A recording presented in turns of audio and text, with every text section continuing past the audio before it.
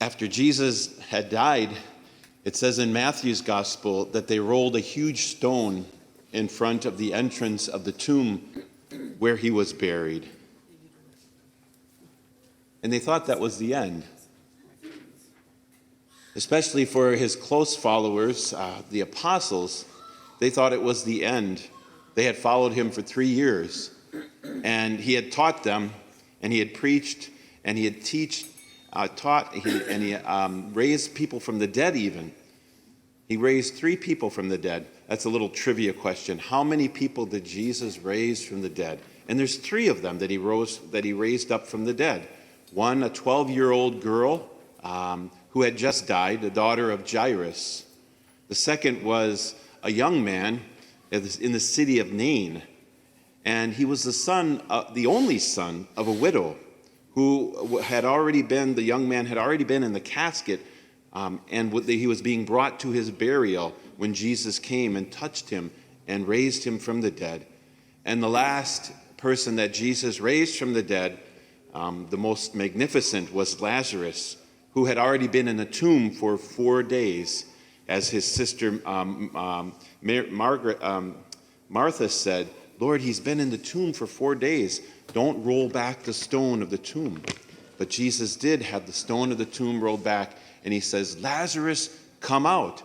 And it says the dead man came out, and he was wrapped hand and feet, and his face was bound with the wrappings.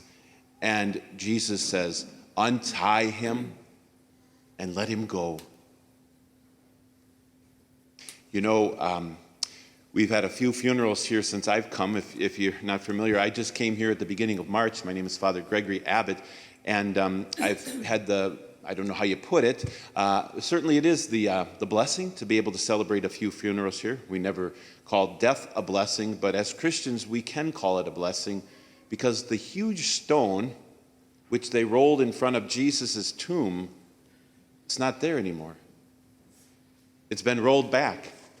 When the ladies came to the tomb, they wondered in another gospel, who's going to remove the stone for us? It's a huge stone. How are we going to have the stone removed so that we can anoint the body of Jesus with the spices, as is our custom? In our funeral liturgies, which we celebrate, there's a prayer at the beginning of the Eucharistic prayer, which is called the preface. And we say, for us who believe in Jesus, death is not the end, but it is rather a doorway to a new life. And not just a new life, a fuller life, a more beautiful life. As we say once again in the funeral liturgy, where there's no more tears, there's no more mourning, there's no more crying, for the old order has passed away. And as Jesus says, "Behold, I make all things new." And so there's 2 new lives that Christ calls us to. And the first is what I'm speaking about here. When somebody dies here in this life, we come in our funeral liturgies, and in our modern society now, we've kind of understood the beauty of the fact that we need to celebrate this person's life because they lived a life where they loved their spouse, where they loved their children, where they loved their country if they served in the country, where they loved their neighbors and those they served in their work. And so we need to celebrate the life. And so we'll see that, maybe not a funeral home. At a funeral home, it might say a celebration of life facility or something like that. And I think there's something good and true about that, because every life is a gift from God, and every life is a gift to others. And so we remember the beauty of the life of the person who died, and at a visitation, it's a beautiful thing to share about this deceased person and our experiences with them. But I think we've lost the reality of looking forward. So we look back and we look upon their life and we remember, but we're also looking forward to the new life that they were going to live. As the preface, as I said in the funeral, says, that for the Christian, life is changed. It's not ended. If you will, the stone that's rolled over the tomb of our life when we die, it's going to be rolled back. Just like the women found the stone rolled back when they came to the tomb, and they were wondering, who's going to roll it back for us? And so for us today, as we celebrate this great feast of Easter, that's one focus for us, that the stone of our lives, when our life ends here on earth, is going to be rolled back, because it's going to be a doorway, a passageway to a newness of life, to fullness of life. As I said, can you imagine that? I think we as human beings have a difficulty, of course we have a difficulty imagining what heaven will be like. Jesus gives us a glimpse of it because he's shown in his resurrection with great glory. And his disciples and apostles and followers didn't recognize him because there was a newness about him, a freshness about him. Something was transformed in him. And so Jesus gives us a glimpse of that. But it's hard to grasp. And if we just think about our resurrection after we die, then we might have what people call religion being pie in the sky. It is pie in the sky. It is a beautiful reality, and that is the ultimate reality that we look upon. Our life with Christ. As I say, I'm going to say it over. You're going to get tired of me saying it over again. But I think it's so important because we experience the sorrows of this life. We experience the difficulties, the broken relationships of this life. Just imagine that. In heaven, you won't have resentment toward anyone. In heaven, you won't have anybody to forgive. In heaven, nobody will need to forgive you. Because as Jesus says, the old order has passed away. Behold, I make all things new. And so that's what we look forward to. And it is beautiful, and it's our ultimate goal. But there is something here now, today, that is different. Jesus' resurrection helps us to look forward, but it helps us to look to this day. Because each day, we as Christians, St. Paul says this. He says, I die daily, St. Paul says. I die daily, and what happens also, he rises daily. And so it's not just at the end of time that we celebrate the reality of the resurrection, but it's actually here today. Whenever we come to our Lord Jesus and we bring whatever we have in our life to him, he gives us the opportunity to die to what is old and to be born to what is new. St. Paul says in our first reading, for you have died, and your life is hidden with Christ in God. And so our life is in Christ. And so I think it's an important thing that whatever sorrows we have in this life, whatever broken relationships, we hope to be with family today, right? And it is a beautiful thing to be with those whom we love. But we experience the reality of relationships that might kind of not be perfect. And you might even right now be thinking of someone of your relatives in your mind who, yeah, we don't get along so well. Actually, we don't talk. Actually, she's not going to be at the celebration today because we're not on talking terms with her. How does the resurrection impact that? How does the resurrection impact that?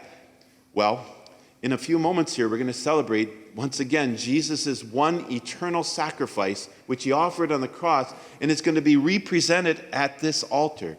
And when the bread and the wine are brought forward, place that person who we struggle with in our life on the paten that's brought up, the host, the bread.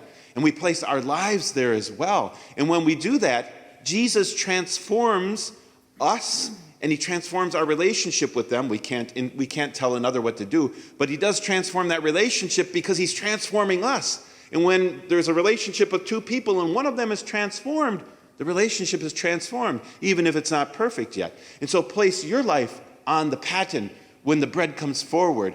And when I offer it up, Jesus offers it up to his Father. Your life is offered up. And then you receive the fruit of that offering, which is communion. And then when we go to our family gathering, we are transformed, not perfectly, but we are transformed into the light of Christ, into a newness of life.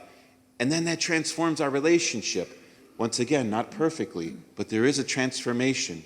And so, Jesus raised 3 people when he was here on earth. He raised the daughter of Jairus, the daughter of Jairus. He raised the widow's son of Nain, and he raised Lazarus. Today, he wants to raise us up to new life. Place your life on the paten when it's brought forward, and your life is offered up with Jesus' life in the Eucharistic prayer.